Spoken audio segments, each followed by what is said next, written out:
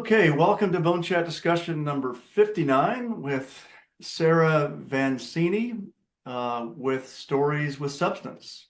So Stories with Substance can help drive growth for orthopedic startups and hopefully help in fundraising by just telling better stories. Mark Maloney brought Sarah to us. I'm going to hand the mic over to Sarah. This should be really interesting. Welcome aboard. Thanks, Tiger. Hi, everybody. Let me start by sharing my screen so you guys can see the pitch deck.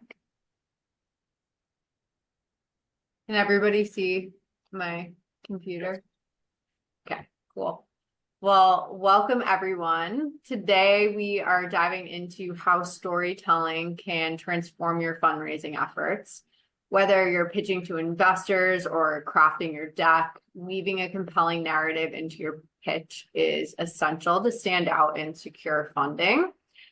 As the CEO of Stories with Substance, I've seen how effective storytelling can turn your company's raw data and technical specs into impactful narratives. And this is really a must nowadays when it comes to raising capital because of how competitive the market is right now. So I'm going to start out with a little personal story. This year, I invested in a software that generates marketing strategies, tactics, and deliverables, including white papers, within 5 minutes for orthopedic companies. And it has the potential to replace entire marketing teams and automate all marketing activities. So I could present this product to you by showing some impressive facts and figures. I might talk about the size of the market, the ARR, and how many marketing assets that we generated, which is impressive, right? But numbers like these don't connect emotionally.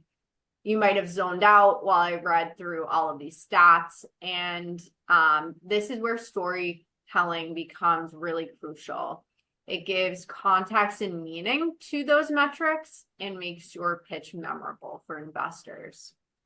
So would you feel any differently if instead I presented this product a little differently to you? If I talked about how in 2021, I was working with a mid-sized orthopedic medical device company that was facing some challenges. They had developed an innovative robotic-assisted surgical device for spinal fusion, but their marketing efforts failed to communicate this device's value to surgeons and hospital administrators. Their sales stagnated, their market share dwindled against competitors who had better marketing strategies, even though their product was really inferior to my clients. So the company needed a solution to bridge the gap between their groundbreaking innovation and the stakeholders who needed to understand its benefits. Traditional marketing agencies were really too slow and costly, and internal teams lacked the resources to scale effectively. So PulsePoint AI was created to solve this problem. The founding team, inspired by the orthopedic company's plight, combined their expertise in healthcare marketing, AI, and software development to design an intelligent platform that automates marketing strategy and asset creation. And using proprietary algorithms, that we developed tailored messaging for surgeons and hospital administrators and delivered ready-to-use marketing campaigns in days instead of weeks. So for you as orthopedic CEOs, you might be more likely or more excited about the software I shared based on the narrative slide, this last slide, than the first slide that was really just fact-based. And that's largely because it might align with your everyday experiences as well as your pain points. When speaking with investors, you want to create that same alignment. So think about what are the stories that they can relate to? What language do they use to describe the problems you're solving for? You want to meet investors where they are at and create a narrative that they would understand based on common life experiences and not necessarily like niche industry expertise. So why is this actually so hard? Why is it so hard to convey our value in a meaningful way? I think it's difficult to get out of our own heads and create presentations that are not about what we ourselves care about or value, but instead are what our audience, the investors, care about and value. The fact that you founded a company in orthopedics likely means that you have deep technical skills. And while this is highly valuable, it's highly meaningful, viewing your value prop just through this technical lens speaks to only what you value in your everyday experiences, not necessarily the experiences of investors or people who are not engineer-minded. So many startup decks fail because they focus too much on these features and technical details. They lack emotional connection and fail to communicate a clear value proposition. Investors don't want to sift through dense slides. They want to feel your story and understand the problem you're solving and see why your solution matters. Remember, it's not just about what you do, it's about why it matters. Medtronic in their pitch deck did a great job of this when they secured funding from Blackstone. So they framed their technology as meal detection for diabetes patients. And this is like a phrase that almost everyone can understand, and it's not necessarily based on industry jargon. So this is a little bit of a review, but you probably already know about pitch decks, which is like 101. There's the typical elements that still need to be included, like market opportunity, team, traction, and vision. You have to tailor your pitch deck to showcase why these essentials are important and answer the question of why the investors should invest in you. But focusing on these elements alone is not enough now in the highly competitive VC environment. Data informs, but stories really inspire. Investors are more likely to remember the narrative you craft than like a list of metrics. Augmetics, for instance, raised $82.5 million by framing their X-ray vision AR system as a technology that gave surgeons X-ray vision. The story wasn't just about the technology, it was about transforming how surgeries are performed and saving lives. And importantly, the concept of X-ray vision is something that most people can understand, whether we learned about it through superhero movies or comic books. By using this language and analogy instead of more like technical language or jargon, investors were better able to understand the product and they were able to secure funding. Another way you can craft your company's story is by infusing it with your own narrative. And this not only engages investors, but also showcases how you're uniquely positioned to solve this problem. Your founder story is one of the greatest assets you have. Investors want to back people who are passionate and resilient. For example, OSO's VR founders shared how their experiences as surgeons inspired a solution in gaps in training, and they secured $66 million in funding through this. So your story should convey why you care deeply about the problem you're solving and how your unique perspective makes you the right person to tackle it. Your story is going to be hyper relevant if you or a loved one has suffered from the ailment that your device is helping, or if you've worked on the clinical side and experienced the problem your company's solving for firsthand. So your value proposition, this is kind of like a summary. It should be clear, concise, and immediately compelling. Again, the X-ray vision for spine surgery that we talked about before that Augmetics used is a perfect example. It's simple, unique, and impactful. You can use these analogies or bold statements to capture attention and show how your solution stands out in the market. And show your value quickly to investors. In summary, data builds credibility, but it must support your story as well.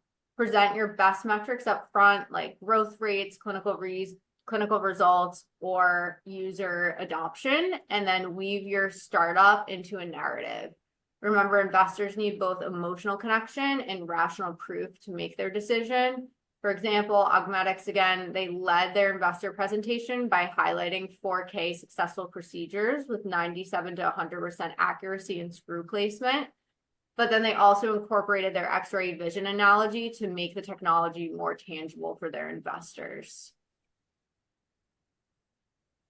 This crafting of a narrative, maybe it's like daunting or scary, but likely it's not something completely new to you. You might have already been doing this when you're speaking to surgeons.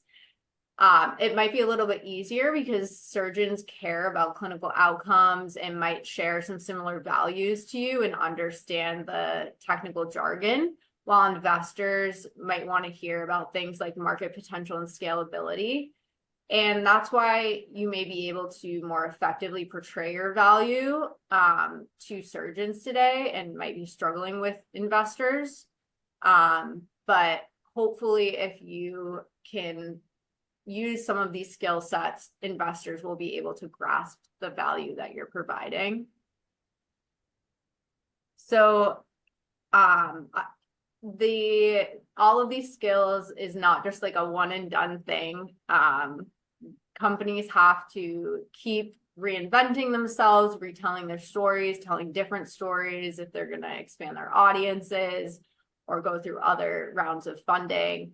So as you evolve your company, it's important to reinforce your vision and remind stakeholders why they believed in you in the first place through storytelling. And this consistency and transparency keeps your audience and investors inspired in the long term. And I want to open it up for questions now. Well, that was great. Nice, short and sweet. And I think all our wheels are turning. It's funny you mentioned Augmetics. I interviewed the founder on my podcast like 4 or 5 years ago, and he just talked about technology. You know, he's from Israel, but obviously the leaders did a better job of telling the X-ray story later on. And I invented I interviewed the also VR founder too, and I remember him telling me the story about doctors solving their own problems. Great. How would somebody, every startup's got a deck that they use and they're always changing it. So what would be the mechanics of taking a dry deck that's not working and weaving it into a better story? I think it depends on the company. There's not like a one size fits all.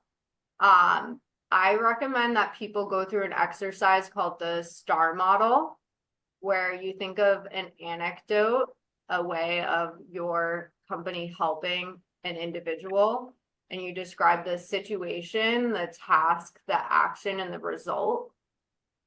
And by framing a story like that, an anecdote like that, it can be very impactful. I would also tap into your own story, right? So in particular, if you received the benefits personally for this device, or like a family member did, if you worked on the clinical side, those are amazing like anecdotes that you can share with investors. Interesting. So what if you're not a good storyteller? I have worked with a lot of people who are anxious about presenting or want to really just lean on the stats. I think, again, the STAR model, like even if you present something in a very dry way, but you have the flow based on the STAR model, people will still resonate with that story. Well, a lot of founders, so Colleen. So, Sorry. Sarah, what are your thoughts on including a financial forecast in investor decks? That's a great question. I don't feel like I have the background to speak on that, so I'm not going to answer that, but yeah. Well, I can sometimes side track a conversation if it's the first conversation you're having with a potential investor. When I was raising money for Track Patch Health, we had private equity investors, but we were looking for outside money, and they had us put so much financial data in the deck that our story got lost, basically, is what happened. Yep. So I'm not a big fan of if the first time you're speaking with a potential investor. I mean, you can certainly, the TAM, the traction, all of that starts to speak to the opportunity financially. Right. And I think it's not just about the financial forecasting data. It can be about data related to your clinical results. When you have really dense decks that are just filled with data and not based on an anecdote, people zone out. Thank you. Yeah, thank you. Yeah, it seems like you could not include the financial data on purpose just to get the hook in their mouth and then come back for a second meeting. That's a really interesting question because they like to jump to the exit. They want to see how much are they going to make 3x, 5x if everything comes out right, and they skip over the story. Yeah, I think you can, hint at the potential exits just by, a separate slide that talks about what some strategics are doing without providing too much data. Interesting. Does storytelling have to be done in person? Can it be done over video, or can you even email a presentation that has a story that sticks? Mm-hmm. Yeah, there's lots of different mediums. You have to be careful and mindful of what medium you're using to make sure that you're grasping attention. For example, if you write a really long narrative in an email that's a cold email, that might not be the best strategy. They might just put your email into spam. But yeah, there's lots of different ways. Social media. Yeah. It's like all great startups have a great story. Like the FedEx, I don't know if everybody's read the book Absolutely Positively Overnight, but Fred Smith couldn't make payroll and he flew out to Vegas, put it on the roulette wheel twice, made payroll and came back. And that was a great story for FedEx in the early days. Go ahead, Mark. Yeah. What if he'd lost? Well, I think Yeah. the backside is he came from a very wealthy family. I think his dad would have written a check, but Yeah. So, one of my side projects is a nonprofit for veterans, and we just gave a check to the Atlanta History Center for this, and it's called Share Your Story. And basically it's aimed at veterans to come in and share their veteran story or their experience. It's videotape. So, I guess the reason I asked Sarah is that I don't think there's anything more powerful to us as humans than to hear a good story. And I think we've been doing it since we sat around campfires and basically just clicks and grunts. And I don't think that everybody is a great storyteller. And I think that the compelling message to me, to a CEO, founder, fundraiser, is that, if it is your most important job to tell a story, a good story to raise money or to sell your project or whatever, then I don't think that you should stand in your own way. You should seek, and somebody else's campfire and hear them tell your story or ask them how to tell your story. And then, if part of your story is your own background, then you should obviously present it yourself. But and I think to me today's message is that there's hardly anything more important to a founder than the ability to tell that story, to tell it well, and make it compelling, so to speak. There's a little tiny company up in Pittsburgh called Easy Whip.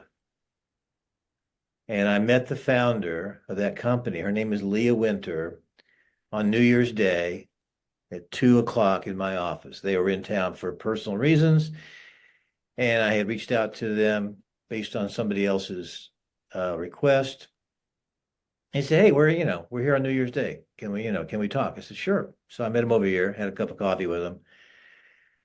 And one of the most compelling parts, really, of their little, their nascent company, were their own personal stories of why they made that product, and why they, as classmates in MBA school, got together and became partners. And I think personally and professionally, it all can really we wove together in just a really good story. So, hats off, Sarah, for that presentation. I think it's a great contribution to people that are trying to raise money and trying to grow a company and so forth, to realize how important that is. Mm-hmm. That reminds me of the Danik story. I'm sure everybody knows, or Eric knows it inside out, but in the early 90s, there was a class action lawsuit about pedicle screws, and Danik, instead of capitulating, they said, "No, we are right. The surgeon has the right to use bone screws in the pedicle. We're going to fight every lawsuit one at a time." And they eventually, prevailed. And the surgeons became super loyal. They said, "You're the only company in my entire career that's ever stood up for the surgeon." And so, and Eric can probably add to this, but they became super loyal, and that became the story of Danik. I think the second chapter. Exactly. Go ahead, Eric. I was there at the meeting. I forget what meeting it was, but there was a very small panel. Danik was saying, "No, we're not going to give in. We're going to protect the surgeons." And then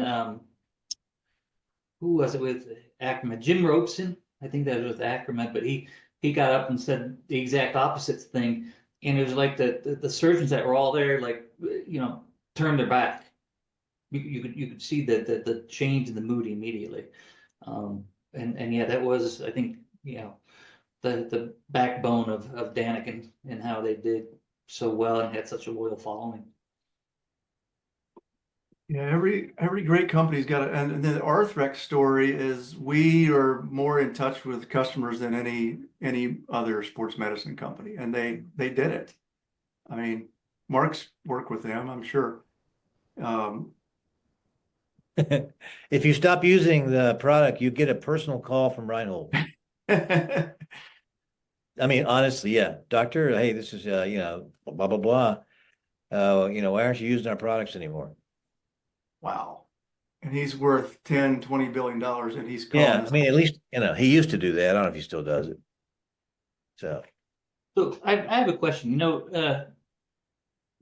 Maybe a couple months ago, I presented my spinous process plate that I developed. There's really not much story behind that. I developed it for Medtronic. It got sidelined because it would take away pedicle screw business. I think it's an awesome design. I think the thing works really well, but I have no personal story, no stake in anything like that. Does that doom a product? I mean, if you don't have such a story behind it, is that a indicator of a lack of success?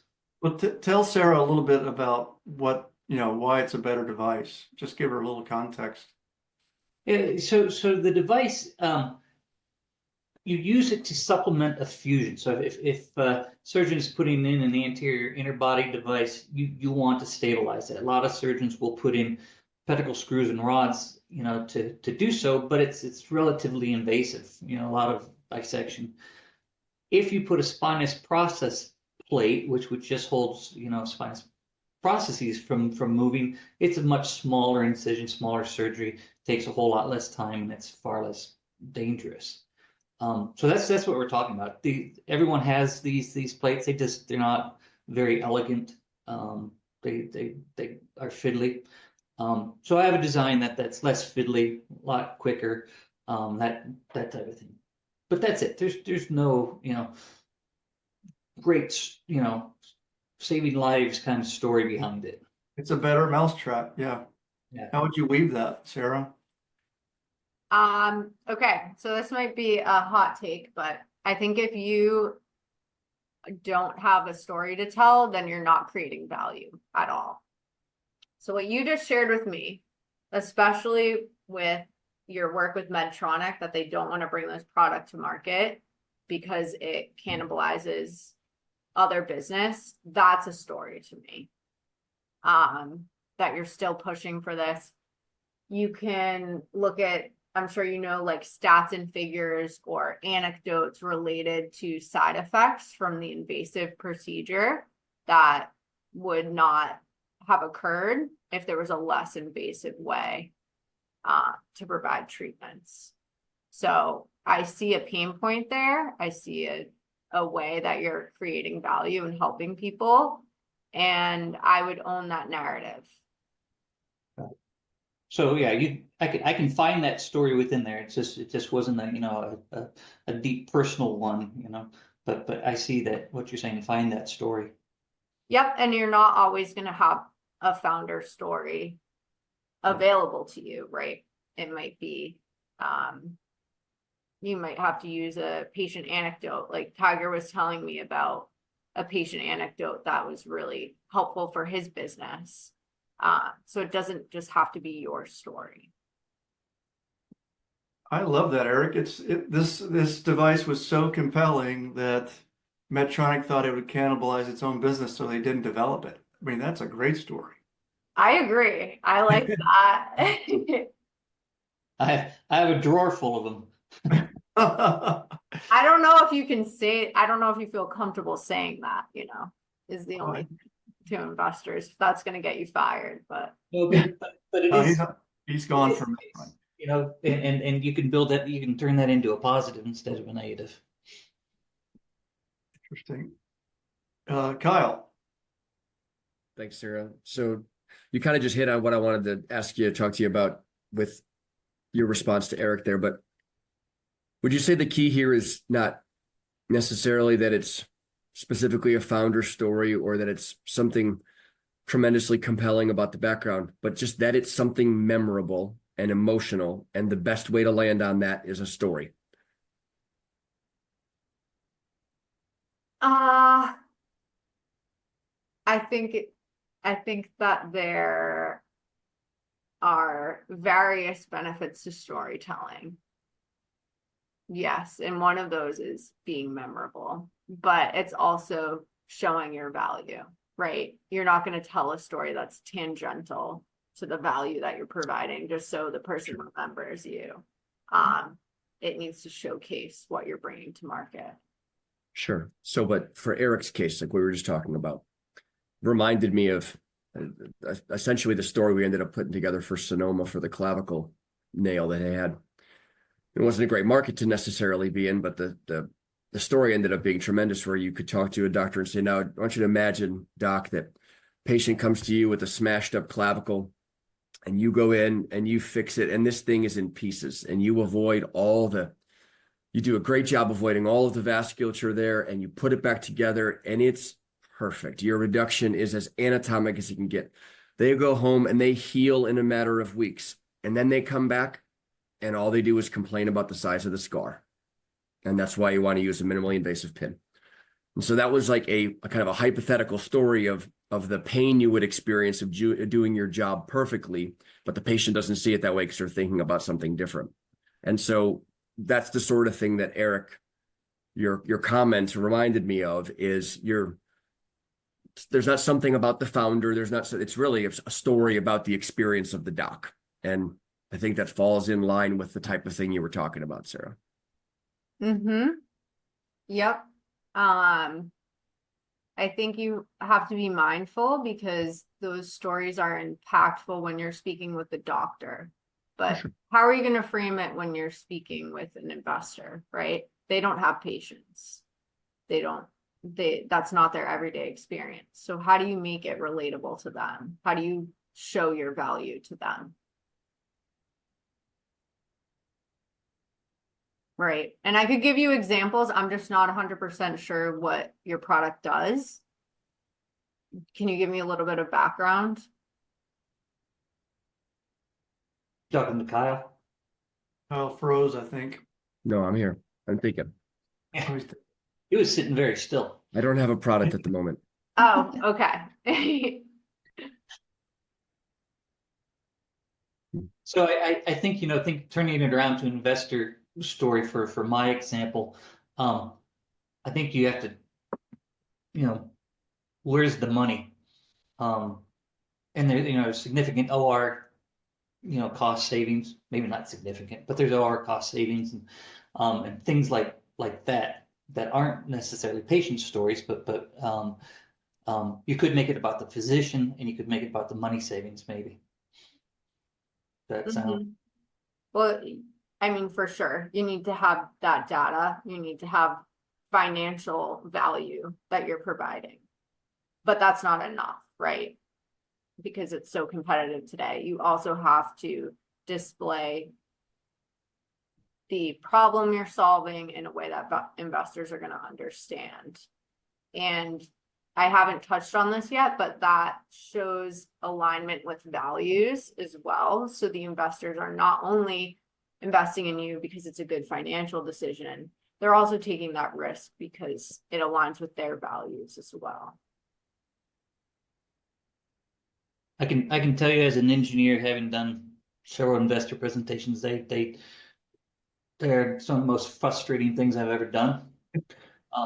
Because they're definitely not thinking the way I am. I can sit there talk about technology all day, and why this widget's designed better than another one, and it's not what they're caring about. It drives me nuts. You could sell them a device that doesn't work as long as it has the right financials behind it. Right. Yeah. Yeah, you really could, and they would have no idea. But I think it's also helpful too to talk to people who are out of industry. So figure out, how they interpret your product, what stories they find compelling, because your investors are not going to be the users of the product. They're not going to know the industry jargon. And if you can tell a story that almost anyone can relate to, investors are probably going to understand as well.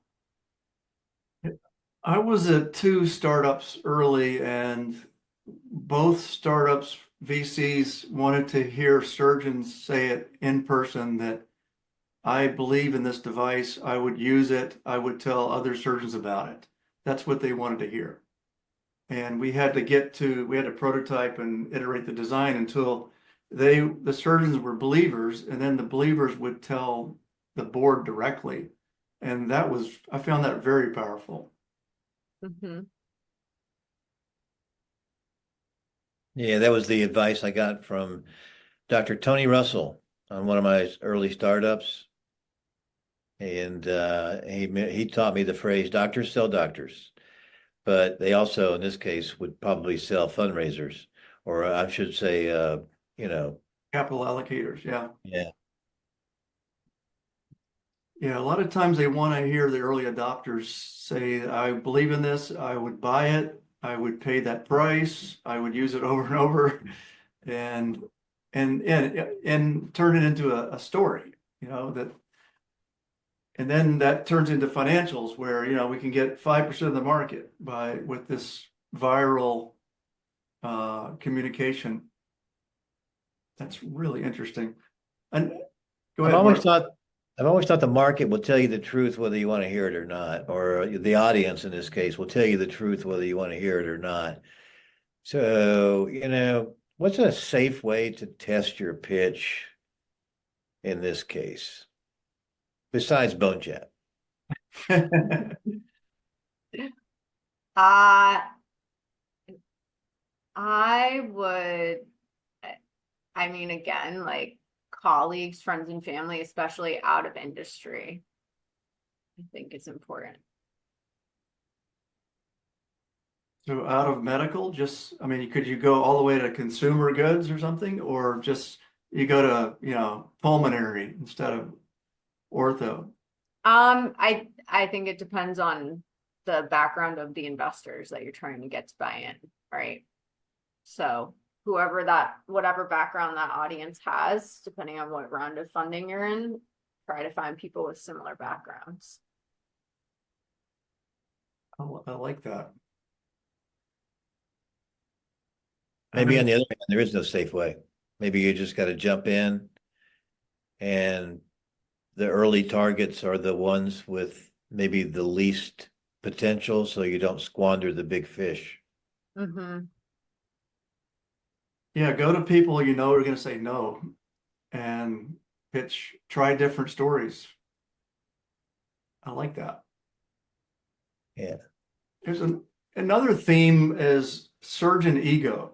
So surgeons want to feel like they're superheroes in the operating room. They want to have a technology or something that nobody else has.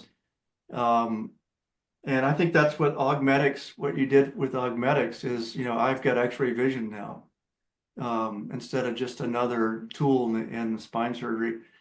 There's a microfracture startup that they've got a product called, I think it's called Sure Shot, but it creates little tiny microfracture holes in cartilage. And they didn't get a lot of traction until they renamed the tool a gun. And then all of a sudden surgeons wanted to use the gun, in the operating room instead of just a poker or whatever they called it. Mm-hmm. And so that speaks to the surgeon's ego. Right. Yeah, that's really interesting. That's partly branding. I'll never forget this. I went to a marketing meeting long time ago. There was an online book company called Computer Literacy. They couldn't get anybody to notice them. They were the second largest online bookseller in the world. Computer Literacy. Nobody cared, couldn't get acquired. And they hired a marketing agency to rename the company from Computer Literacy to something else. They came up with hundreds of ideas. And the one that stuck was Fat Brain. And they all came back the next day and they said, I can't get Fat Brain out of my head. They said, I was all night long, I was thinking about Fat Brain. And they changed the company to Fat Brain and got acquired by Amazon like weeks later. Same. Yeah. Yeah. Yeah. I mean, you can't really do this for a pitch deck, but Right. oftentimes when I'm working with clients on marketing, I work with a research organization that will pull your target demographic.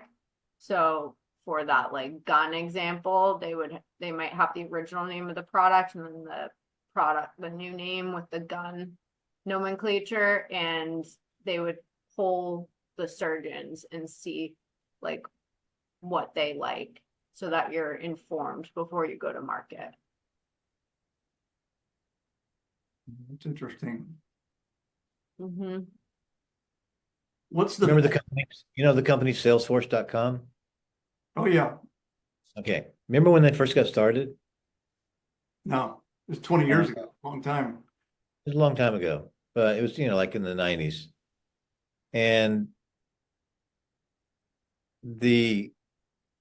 you would walk through the airports and you would see, the posters, the murals on the side, the advertising for Salesforce.com.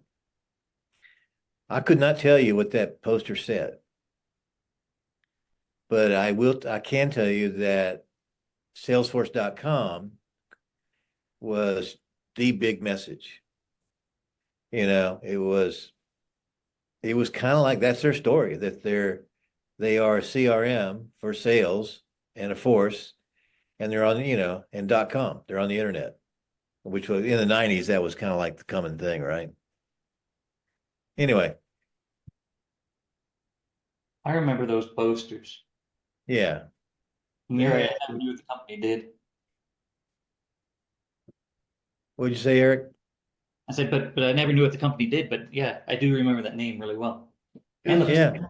web-based CRM, and I used to pay for Salesforce. They had it's hundreds of things you can do with their software. I got to go to the Nike headquarters once, and Nike was famous for not talking about their products, but they celebrated athletes. That was their thing. We celebrate the athlete. No, they didn't talk about the rubber or the stitches or anything, and they still don't. It's just incredible. I mean, bringing it back to investment, because the environment is so competitive, it's very bold to say that your product, your investment is the best, pitch that they're going to hear in terms of numbers. So that's why I think you really need to rely on your story to stand out, because there's always going to be might be like a better product for them to invest in. And also, if you look at and kind of research who you're pitching to, like that particular firm, the types of products that they've previously invested in, what their website says, you can tailor, or I would recommend that you tailor your story to what you kind of see the values or investments that the firm is already engaged in. That's a good point. So a project that I'm doing right now is revamping our website. It's probably like 10 years old, and there is absolutely no story to it. It's a bunch of tabs that talk about the technology, how great it is, which works great for me. But I can tell that it has no story behind it. For websites, we need money, and we need surgeons. Website is one website. How would I best tailor that such that it works both for surgeon customers and investors? Is there a way to do that? Yeah, it's an art for sure, figuring out that balance. Some of my clients have 2 landing pages, so page for investors and a page for surgeons. But you can, yeah, I mean, most of the time I would say you would need to have separate landing pages. A tab within the website for investors only, does that work, or does that confuse everything? No, I think that's a pretty common thing, that there's a on the main menu, a tab for investors.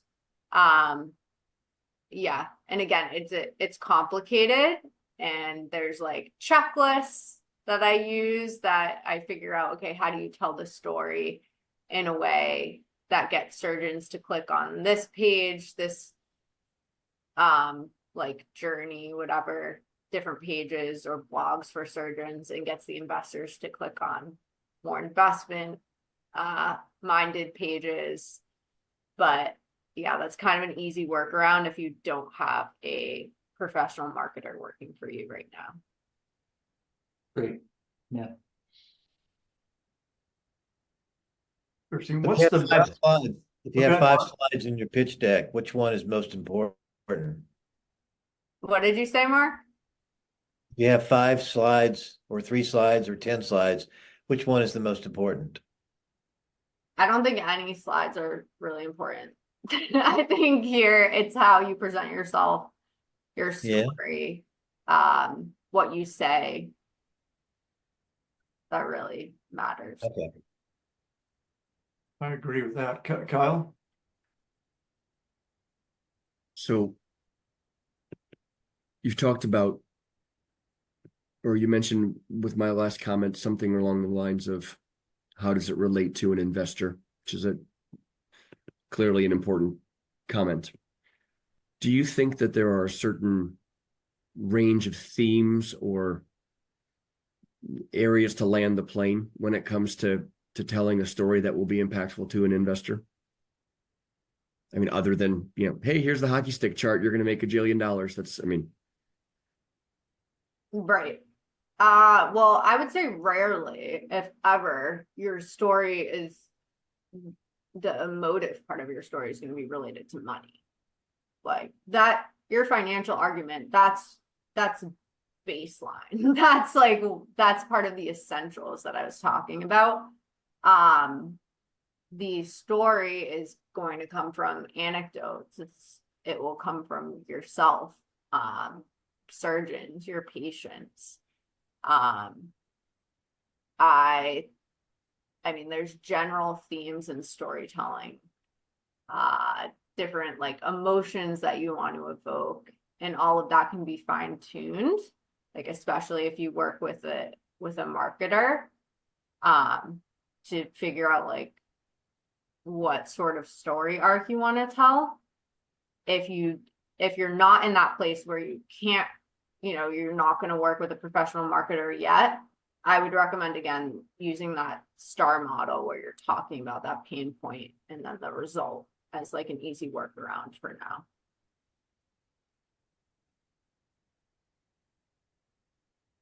What is the STAR model?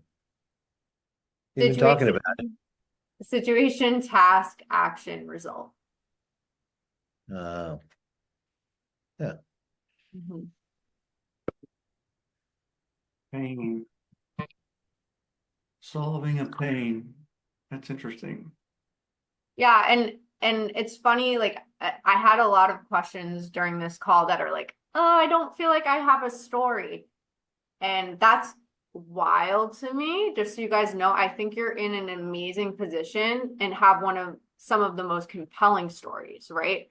Think about some of the companies I might have worked with previously that are in like consumer goods, like consumer packaged goods. What story am I going to tell with that, right? What you're doing is literally saving lives and helping people. And that's really hard to beat in terms of impact. Yeah, in orthopedics and spine, we generally help people get their life back. They can, I mean, you hear these stories all the time. I can pick up my grandchild again. I can walk to the store again. I can play golf again. You hear those Right. but they're everywhere. There's thousands of companies that kind of do the same thing. Alyssa's not here today, but a couple of weeks ago, she talked about how the VC money is kind of gone and she's focusing on family office money now. And I think one of the hacks with family office money is you can do research and figure out if anybody in the family has had the ailment that you are fixing. And then you can really put a story hook in there, if your grandfather had this device, they may not be disabled right now or whatever. That's got to be, but that would be a unique story for almost every family office pitch. Would be a lot of work. Right. I've thought about that too. I think you have to tread lightly because Yeah. people are very sensitive about Because you look like a their stalker. stories, but if you open it up, if you ask questions and they share it with you, yeah, for sure. Yeah. Well, maybe you could pull it out of them with some soft questioning, during the meeting. Yeah, especially if you share your own story first, then I find people are more willing to share their story. Well, that's a good tip. Mm-hmm. And Eric, by the way, I still have your story in my head. I can't get it out that you have this thing that's going to help people, and there's no reason why it's not being instituted other than money. Yeah, and I was just thinking about that based on what you're saying. It's what we do, every day. So we get lost, in that a little bit. That hey, this thing could really help people. You know, we get lost in the technology and the minutia that way. But I also would, you know, just recently I worked on a due diligence project for an investor. They wanted to invest in a medical device company. And I was like digging into the technology and all this, and that didn't impress them nearly as much as, you know, what this could do for people. And you know, I originally wasn't touching on that at all. You know, I dove right in. So I think you're right that just because we're in deep in this, you know, we're seeing, you know, the trees, not necessarily. Right. And think about it too, if the roles were reversed. What if the investment firm was pitching to you about why you should partner with them? But what they did is they showed you a bunch of slides of like the financial reasoning, their investment strategy, used a bunch of jargon related to investment that you don't use in your everyday life. Like, would you rather work with that investment firm, or would you rather work with an investment firm that starts with like an anecdote about how they helped a company exactly like your company? I think that's just like how we relate to each other and get inspired. That's really well said. And the other thing, by flipping the roles, I mean, these VCs, and I mean, they're seeing 200, 300 pitches a year, and they can't even remember them all. You know, they probably will remember 2 or 3, and those were the really good storytellers. You know, they had an emotional connection. You got to raise yourself above all the noise somehow. Another thing you said was really resonated, Sarah, which was your story should come from you speaking, not from the slides. I had a marketing presentation expert help me years ago with a big presentation to hundreds of people, and she convinced me that nobody cares about the slides. Just put very few words and image. You want the audience to look at you and connect with you. They can read faster than you can talk anyway. So just minimize, get it down to 5 words, 10 words max per slide, and maybe a picture, and tell the story yourself in different words. That was really compelling. Mm-hmm. And then I learned a lot of body language. She would videotape us presenting and then play it back silent. And there was body language that came through. You were either confident, you were scared, you weren't sure of your material. I mean, it just came through without any word. It was fascinating. Yes. And I learned this when I was in business school. My colleagues that were the best presenters were teachers. So if you have anyone in your network that's a teacher that can kind of help coach you on that presenting, I think that's really helpful. Well, that's interesting. You Mm-hmm. may see. So I have a story. Yes. So Tiger, I have a story. On one of the startups that I was in, it was our first potential $1 million deal. Okay. And it was for the Orthopedic Clinic of Arizona in Phoenix. And they invited their administrator and their practice president, doctors, came up with an idea where we would all gather in this one restaurant room, all the doctors, the decision makers, and they invited the top 2 companies that they were considering. And so at the beginning, they said, who wants to go first? Who wants to go last? Of course, I wanted to go last, but so we flipped a coin, and I actually won, so I was going to go last. So I loaned the other company my slide projector. This is 2001. Okay. We're still using slide projectors. And they broke it. At the very end of their presentation, they broke the damn slide projector. So now I'm getting ready to make my presentation, and I don't have any slides. I can't show them. So what I did was, I told everybody in the room, I said, what had happened? I said, I'm not going to use actual slides. I'm going to use word pictures. And so I talked them through the presentation, sort of, chapter by chapter, story by story. And I got the deal with no slides. Wow. They were looking at you and they engaged rather than looking at a screen. I guess, I don't know if that's sort of a good story on the power of, having them listen to you as opposed to just look at slides, but for whatever reason, it worked. And your story follows the STAR method perfectly. Yeah, I guess. Good job, I don't Mark. know. But it was it was our first $1 million deal, so it was legendary in our company. That's awesome. We never used another slide projector. Wow. That's funny. Anyway,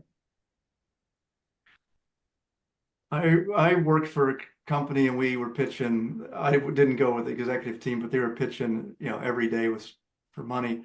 And they got so boring. They did 100 pitches, different cities.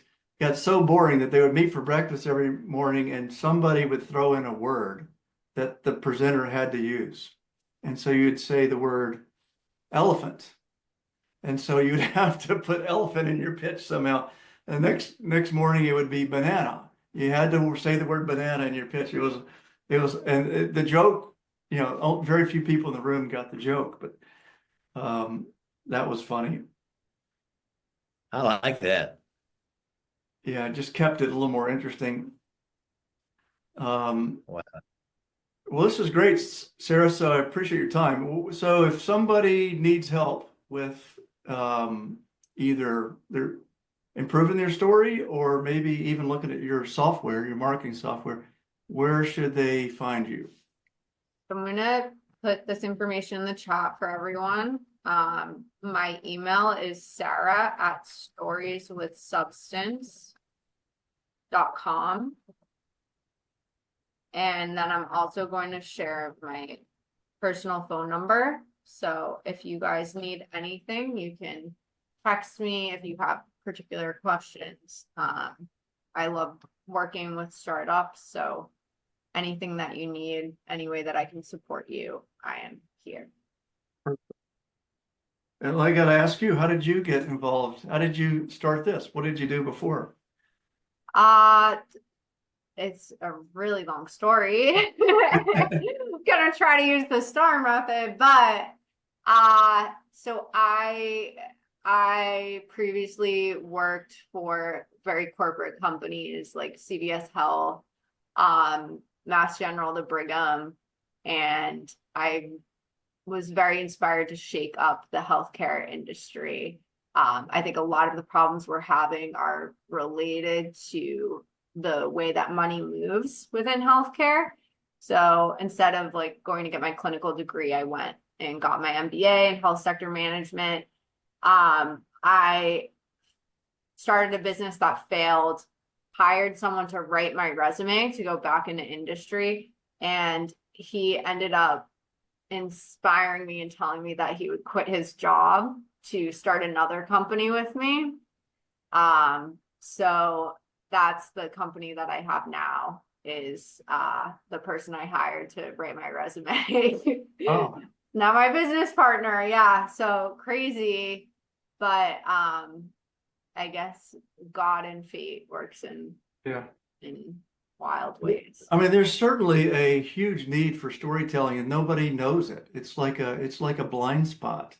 I see so many pitch decks and they're so dry. We talked about this earlier. Here's my management team. Here's our technology. This is, here's our clinical results. We need $20 million. And it's just, there's no connection there. Right. Right. People are going to zone out, and you, again, almost every single product within orthopedics has an amazing story that you can share. You should not take that opportunity for granted. Right. Yeah. Well, thanks for your time. We know where to find you. Guys, Stay warm up there. Yeah. I think stay you're at my warm. space heater, so I'm trying to. All right, bye guys. Sure, Thank you take so care. Great much. week. Reach Thanks, out if you need Tiger. anything. Thank Eric, you, Mark, for bye. the intro. Bye. You're welcome. Bye-bye.